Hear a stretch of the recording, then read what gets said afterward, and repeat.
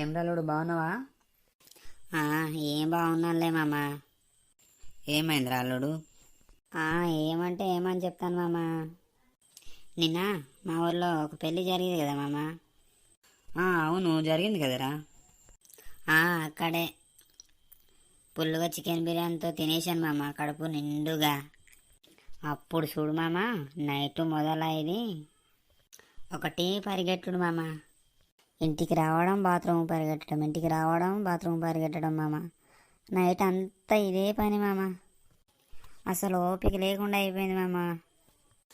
అందుకేరా ఫంక్షన్లోకి వెళ్ళినప్పుడు ఏదో లిమిట్లో తినాలి కానీ దొరికింది కదా అనేసి ఒకేసారి నింపేస్తే అలాగే జరుగుతుందిరా.